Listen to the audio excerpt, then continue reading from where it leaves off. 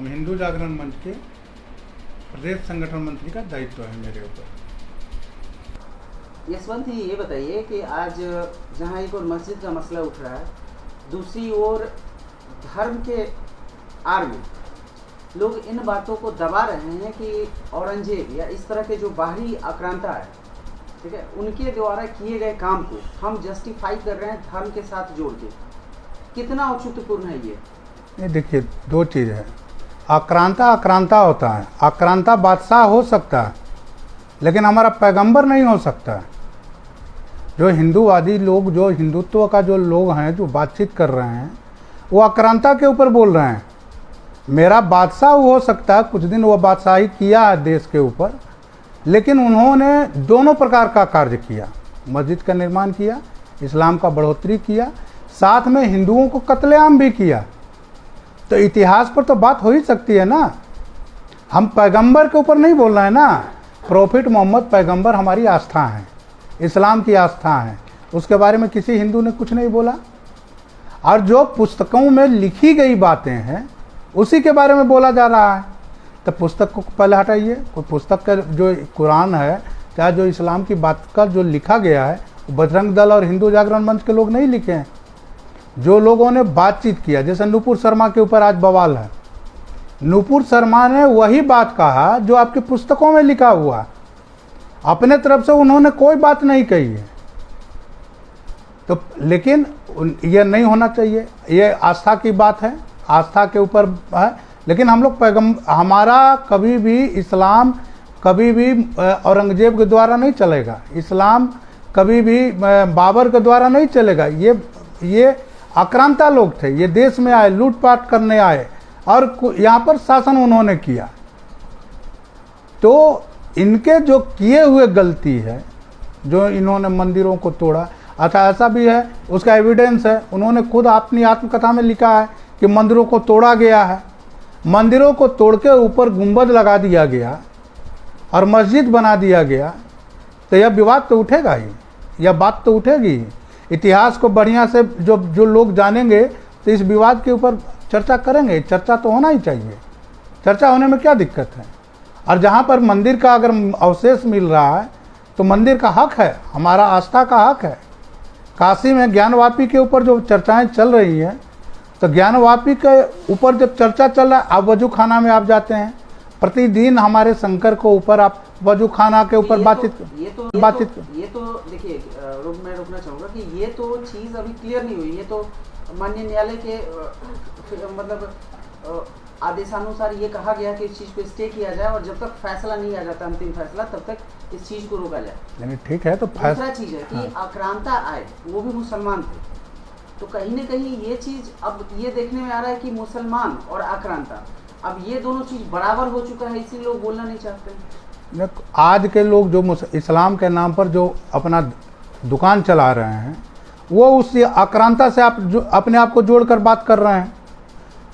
औरंगजेब कब से इस्लाम का धाती हो गया? प्रॉफिट मोहम्मद पैगंबर इस्लाम की धाती हो सकते हैं, उनकी बातें हो सकती हैं।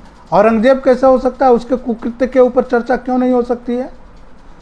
औरंगजेब भगवान इस्लाम के अंदर आस्था का प्रतीक नहीं है।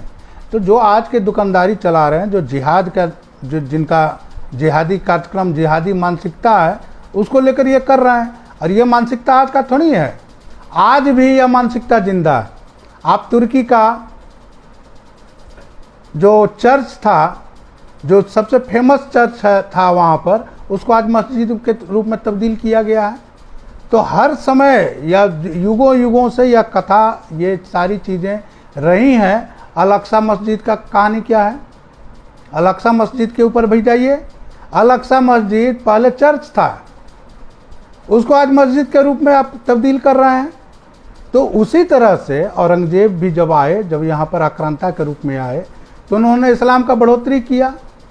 तो इस्लाम का प्रवक्ता या इस्लाम का आपका विचार को बढ़ाने वाले वो आक्रांता नहीं हो सकते हैं, वो आस्था का केंद्र नहीं हो सकते हैं। आस्था का केंद्र आपका पैगंबर होंगे, हमारे राम होंगे। ये आस्था का प्रतीक है ना कि औरंगजेब होंगे। हमारे यहाँ भी हिंदुओं के अंदर भी जो उस तरह के कुकृत्य किए हुए हैं उस पर भी चर्चाएं चलेंगी। तो पैगंबर जो हैं हमारे आस्था, इस्लाम का आस्था का प्रतीक हैं। औरंगजेब इस्लाम का प्रतीक नहीं हो सकता है। और औरंगजेब, बाबर, हुमायूं, इन लोगों का जो कुकृत्य है उसके ऊपर चर्चाएं होंगी, चर्चा होना भी चाहिए। और उस समय की जो गलतियां हैं, जो हमारी आस्था के साथ खिलवाड़ है, हम तो आपके चैनल के माध्यम से आग्रह करेंगे कि ज्ञानवापी का जो आपस में बैठ कर तय कर लें, तय करके मस्जिद अलग बनाए। मस्जिद कभी भी पवित्र स्थल नहीं मान चर्चा का विषय बना सकते हैं। इसको उन्माद पार्टी पॉलिटिक्स का रूप जब दे दिया जाता है, ध्रुवीकरण हो जाता है।